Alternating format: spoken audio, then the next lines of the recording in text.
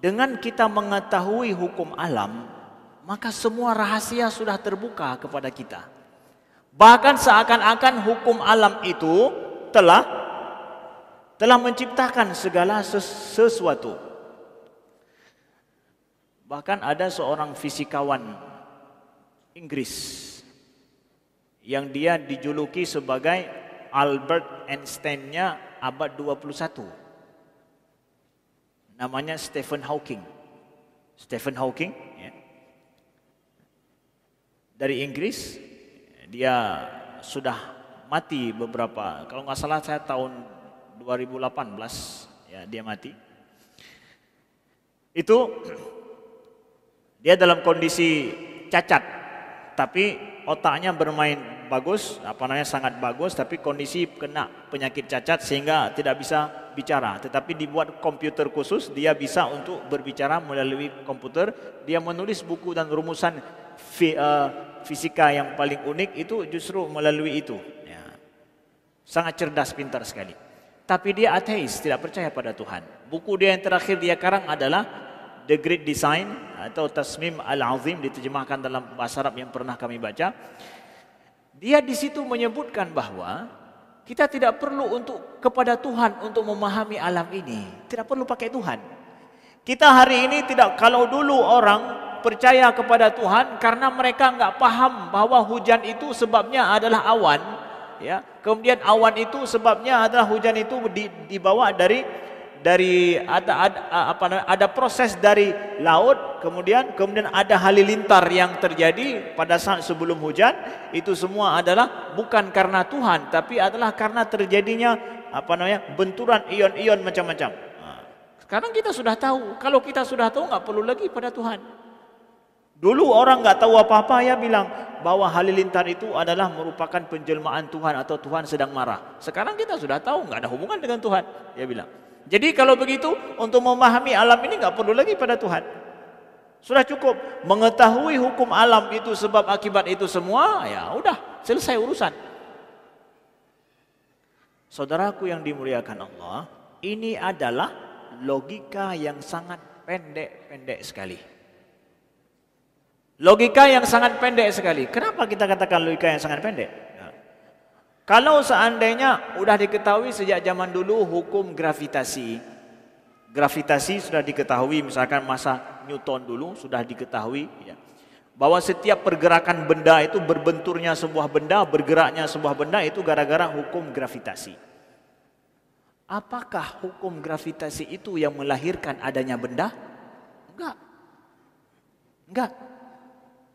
Apakah hukum gravitasi itu yang melahirkan benda? Bukan. Perlu kepada sebab lain sehingga hukum itu berlaku antara sebuah benda. Ada sebuah benda, ada dua benda, kemudian ada hukum yang mengatur antara dua benda itu.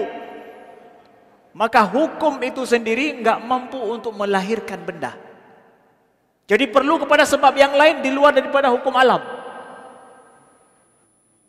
Di dalam mesin itu ada hukum pembakaran di dalam mesin. Oh, sekarang mesin sudah berhasil diciptakan karena adanya ditemukan hukum pembakaran di dalam mesin. Oke. Kalau begitu, apakah hukum pembakaran di dalam mesin itu melahirkan adanya mesin?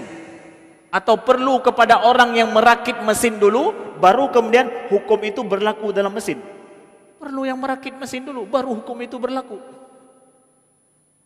Jadi kalau demikian, walaupun kita sudah tahu hukum alam, tapi kita perlu mengetahui bagaimana benda-benda di alam ini, makhluk-makhluk di alam ini kok berjalan sesuai dengan hukum itu.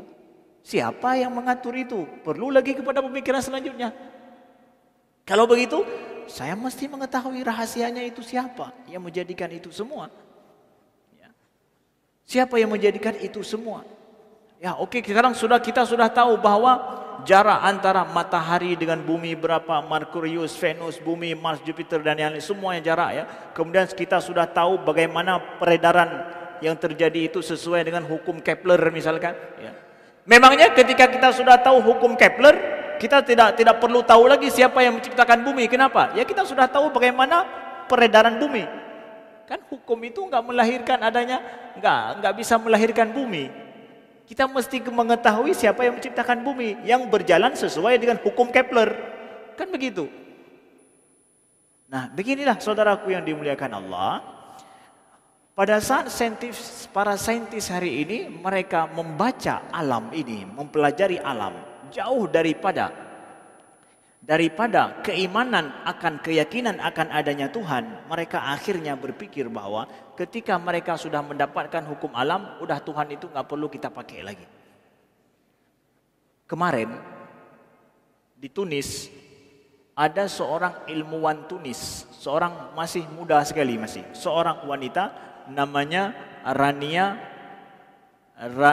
Rania Tokapli kalau saya tidak salah bacaannya itu ya.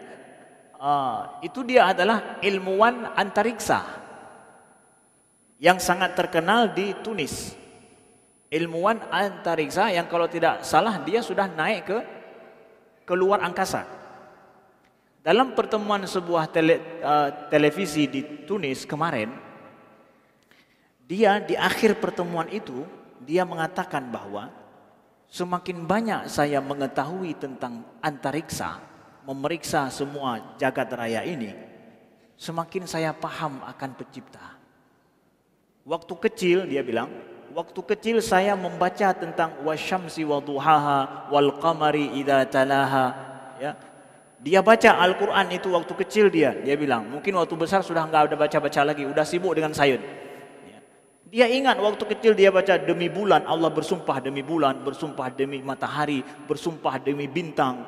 Wan najmi idza hawa, ya, demi bintang ketika dia tenggelam. Nah, Allah semakin dia memahami tentang hukum antariksa dan berbagai macam benda-benda langit itu, dia bilang bahwa semakin dia paham akan Tuhan.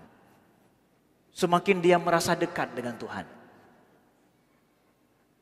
Nah, hari ini ya, dia ceritakan kemarin dalam pertemuan sebuah televisi di Tunisia. Ketika omongan dia itu di akhir pertemuan bicara tentang Tuhan, hubungan antara Tuhan dengan ilmu dia, dan itu akhirnya dia memahami betul bahwa pencipta itu mesti ada. Gara-gara ilmunya dia ini dihujat dia habis-habisan dari Prancis, dari semua, di seluruh dunia dihujat dia. Bahwa apa hubungan Tuhanmu dengan ilmumu? Kami nggak perlu Tuhan kamu, kami perlu adalah ilmumu saja. Banyak di sana ilmuwan-ilmuwan hebat nggak bicara tentang Tuhan, kok kamu bicara tentang Tuhan? Dihujat dia. Padahal itu adalah pengalaman batin pribadi yang sangat mendalam daripada seorang manusia. Dengan ilmu dia yang hebat itu semua, ujungnya dia bilang bahwa saya semakin dekat tahu akan pencipta. Tahu akan benarnya Al-Quran dia sampaikan lagi. Karena dia waktu kecil dia baca ayat-ayat Al-Quran tentang benda-benda langit itu. Semakin dia paham betulnya Al-Quran itu. Dihujat dia. Kenapa kami ceritakan kisah ini? Kisah masih up to date sekali. Kemarin saya lihat melalui medsos. Ya. Saya ikuti melalui medsos. Ya.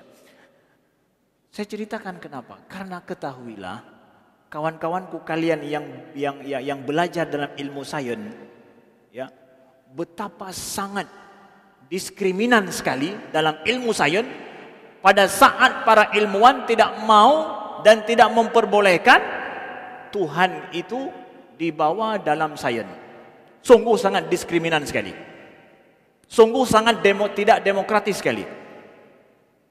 Ya, pada saat ya saya selaku seorang muslim, seorang ilmuwan, seorang muslim, ya, di dalam ilmu saya mau mempercayai adanya Tuhan pencipta, maka itu dia bisa dihujat, maka dianggap engkau tidak ilmiah.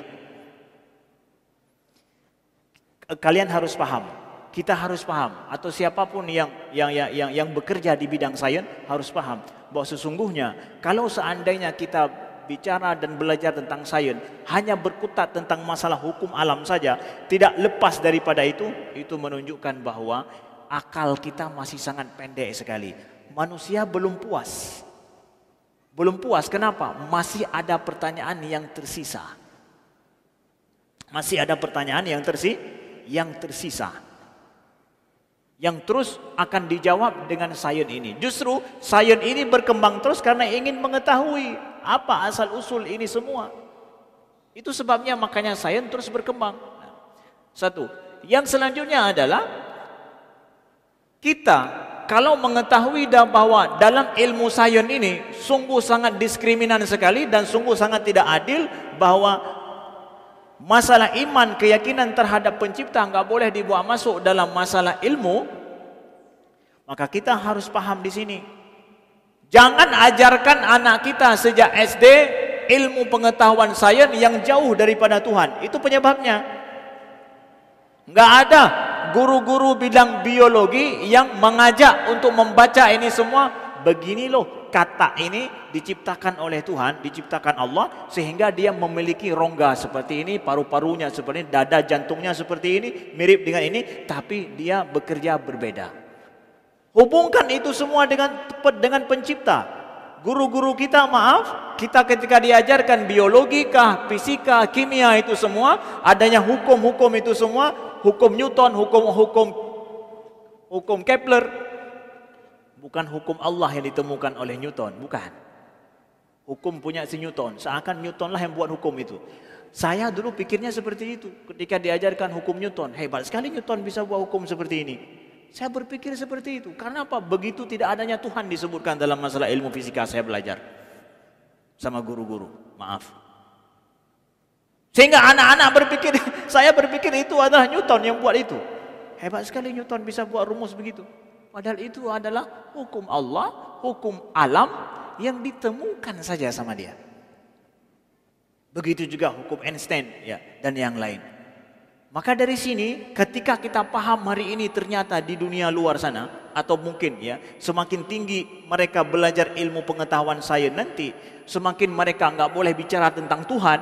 Maka sejak saat ini sekolah SD, SMP, SMA kita ajarkan anak kita bahwa semua hukum-hukum yang ada tertulis dalam sains itu adalah Tuhanmu telah menciptakan seperti ini. Akidah itu masuk di situ. Masukkan akidah di situ. Jangan akhirnya mereka nanti ketika menjadi ilmuwan yang jauh daripada agama. Itulah yang membedakan sistem pendidikan kita di dunia orang beriman dengan sistem pendidikan di dunia sekuler. Sekuler nggak ada urusan dengan masalah Tuhan. Tetapi kalau permasalahan kita ini adalah umat Islam, jangan ikut-ikut pendidikan kita juga sekuler seperti ini. Ajarkan kepada kita bagaimana hubungan dan semua klasifikasi makhluk hidup itu, walaupun secara ilmu disebutkan begitulah hikmah Allah ciptakan. Ujungnya begitu. Ya, hikmah Allah ciptakan ini semua. Kita bicara tentang klorofil, bagaimana terus semua itu kita ciptakan, kok mesti hijau enggak itu. Ujungnya adalah sudah begitu takdir Allah. Ini yang bisa kita tahu, selanjutnya Allah telah menakdirkannya seperti itu. Sejak dini kita sudah tahu tentang pencipta. Sejak dini kita sudah paham tentang Allah Subhanahu wa taala. Ini mohon menjadi perhatian kita semua dalam kita mengajarkan kepada anak-anak kita. Nah, ini adalah dua isu yang ingin kami sampaikan dalam pertemuan kali ini, yaitu masalah yang pertama adalah kalau Allah tidak butuh kepada kita, kenapa kita diciptakan? Sudah kami jawab. Selanjutnya adalah kita sudah tahu hukum alam, maka untuk apa lagi kita harus meyakini akan adanya Tuhan? Tidak. Kita telah menjawab bahwa sesungguhnya sains itu tidak mampu menjawab segalanya dan banyak masih yang tidak diketahui oleh sains itu. Kalaupun banyak sudah diketahui, masih banyak rahasia yang tidak diketahui sama sekali oleh manusia.